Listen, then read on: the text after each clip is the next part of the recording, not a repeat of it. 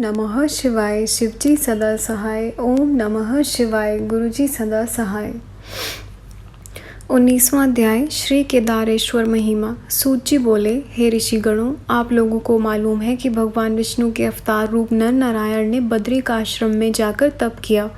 भगवान शंकर उनकी प्रार्थना से नित्य ही वहाँ पार्थिव लिंग रूप में प्रकट होकर नारायण जी के पूजन को अंगीकार करते रहे। इस प्रकार बहुत सा समय व्यतीत हो गया। तब प्रसन्न होकर भगवान शिव ने नर नारायण से वर मांगने के लिए कहा। उन्होंने सुनकर कहा कि हे स्वामिन, यदि आप प्रसन्न हैं तो हमारी प्रार्थना से आप साक्षात स्वरूप से यहाँ सदा विराजमान हो। तब भगवान शंकर नर नारायण की प्रार्थना से वहाँ ज्योतिर्लिंग रूप से सदा के लिए विराजमान हो गए। संसार में केदारेश्वर नाम से प्रसिद्ध हुए। यहाँ दर्शन एवं पूजन से भगवान शंकर सभी का मनोकरण पूर्ण करते हैं। एक समय पांडवों ने आपको महिष रूप में देख लिया। उसी महिष रूप में आप पांडवों को देखते देखते भाग पड़े। पांडवों ने भागकर आपकी पूंछ पकड़ ली और उन्हें शंकर जी जानकर प्रार्थना की, हे स्वामिन, आप यहाँ सदा के लिए विराजमान हो, हम आपका पूजन करते रहें। पांडवों की प्रसन्नता के लिए आप यहाँ विराजमान हो जाएं। तब विधि पूर्वक पांडवों ने उनका पूजन किया, जिससे उनके सभी संकट निवृत्त हुए और अपनी अपनी इच्छा अनुसार फल प्राप्त किया। हे ऋषिगणों, तभी से अपने भक्तों की इच्छाएं शंकर पूर्ण किया करते हैं। जो पुरुष आवागमन के चक्र से छूटकर मोक्ष पाना चाहें तो उन्हें केदारेश्वर भगवान का दर्शन एवं पूजन अवश्य करना चाहिए। 20वां अध्याय भीम उपद्रव का वर्णन। विशंति तम अध्याय में भीमासुर का गर्व उत्पत्ति वर्णन करियरु दर्शाय करम। सूत जी बोले, हे ऋषियों, अब मैं आपको भीम शंकर शिव का पवित्र चरित्र सुनाता हूँ। प्रेम पूर्वक श्रवण करो। एक समय रावण के छोटे भाई कुंभकर्ण ने जाकर करकटी नामक राक्षसी से भीम नामक दानव उत्पन्न किया था। उसके बाद अयोध्या के अधिपति श्री रामचंद्र जी ने लंका पर चढ़ाई की थी। उसी युद्ध में कुंभकर्ण का वध कर दिया था। तब कुंभकर्ण की पत्नी करकटी राक्षसी अपने पुत्र भीम को लेकर सह्य पर्वत पर चली गई थी। कुछ समय के बाद जब भीम बड़ा हुआ तो उसने अपनी माता से पूछा कि हे माता जी, आप सत्य कहिए कि आप यहाँ अकेली क्यों क्या कर रही हैं? मेरे पिताजी कहाँ हैं और कौन है? इतना सुनकर करकटी ने कहा, हे पुत्र, तुम्हारे पिता तो महाबली रावण के छोटे भाई कुंभकर्ण थे। इससे पहले मैं विराट राक्षस की पत्नी थी। विराट को श्री राम ने पहले वध कर दिया था। मैं अत्यंत दुखी हो गई थी। उसके बाद मैं अपने माता पिता के यहाँ चली गई थी। दुर्भाग्य ने वहाँ पर भी मेरा पीछा नहीं छोड़ा। एक दिन मेरे माता पिता अगस्त्य ऋषि के शिष्य को खाने के लिए आश्रम पर गए। वे लोग वहीं मुनि के श्राप द्वारा भस्म हो गए। मैं फिर अकेली हो गई। इसी पहाड़ पर आकर रहने लगी। यहाँ पर पराक्रमी कुंभकर्ण आए, मुझसे संभोग किया। उसी के द्वारा तुम्हारी उत्पत्ति हुई। तब इस प्रकार माता के शब्द सुनकर भीम दानव को विष्णु भगवान से द्वेष उत्पन्न हो गया। विष्णु से बदला लेने की ठान ली। तब करने लग गया। उसने 1000 वर्ष तक ब्रह्मा जी को प्रसन्न करने के लिए कठोर तप किया।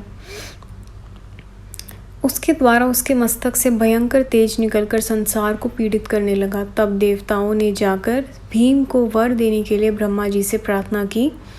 ब्रह्मा जी ने भी भीम के पास पहुंचकर उसे वर मांगने के लिए कहा। ब्रह्मा जी के वचन सुनकर भीम प्रणाम करके बोला, हे पितामह, यदि आप प्रसन्न हैं तो मुझे अत्यंत बलवान होने का वर दें। तब ब्रह्मा ने तथास्तु कहकर उसे वर दे दिया। वर पाकर प्रसन्न हुआ भीम अपने स्थान पर पहुंचा। अपनी माता को प्रणाम करके बोला, हे माता जी, अब तुमको दुखी नहीं होना चाहिए। मैं अब जल्दी ही विष्णु की सहायता करने वाला इंद्र आदि देवताओं को विष्णु का वध करके पिताजी का बदला चुका दूंगा।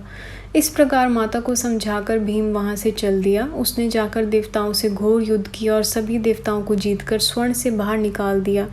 इसी प्रकार देव श्रेष्ठ विष्णु को भी पराजित कर दिया। उसके बाद सारे विश्व को अधीन करने के लिए दक्षिण की ओर कामरूप देश के राजा के पास युद्ध करने पहुंचा। वहाँ घोर संग्राम करके विजय पाई। वहाँ के राजा को मार पीट कर कैद कर लिया और उसका राज्य, खजाना आदि सभी कुछ अपने अधीन कर लिया। वहाँ का राजा अत्यंत दुखी होकर जेल खाने में ही शिव पूजन करने लगा। उसने एक पार्थिव शिवलिंग बनाकर वहाँ स्थापना की। इसका पूजन आदि करके ओम के साथ पंचाक्षर मंत्र ओम नमः शिवाय इसका जपन करने लग गया। इधर उसकी दक्षिणा नामक पतिव्रता पत्नी भी पति के छुटकारे के लिए पार्थिव सदाशिव का विधि पूर्वक पूजन करने लगी। दानव भीम तो अभिमान से चूर चूर होकर यज्ञ, उपासना आदि, धर्म, कर्म, पुण्य आदि सभी का विनाश करने लगा। तब भीम दानव के इस प्रकार के उपद्रवों से दुखित होकर विष्णु आदि सभी देवताओं ने महाकेशी नदी के किनारे जाकर जाकर सदाशिव के पार्थिव लिंग की स्थापना की, उसकी विधि पूर्वक पूजा आदि अनेक करके प्रकार से स्तुति आराधना आदि भी की। देवताओं की प्रार्थना से संतुष्ट होकर सदाशिव वहाँ प्रत्यक्ष होकर बोले, हे देवताओं तथा ऋषियों, अब इस समय आप लोगों को क्या दुख है, ठीक ठीक सुनाओ, मैं सभी प्रकार के संकटों से तुम्हारी रक्षा करूंगा। तब देवताओं ने कहा कि हे स्वामिन, करकटी नामक राक्षसी के गर्भ से कुंभकर्ण के वीर्य द्वारा उत्पन्न भीम नामक दानव संसार का विनाश करने पर तुला है।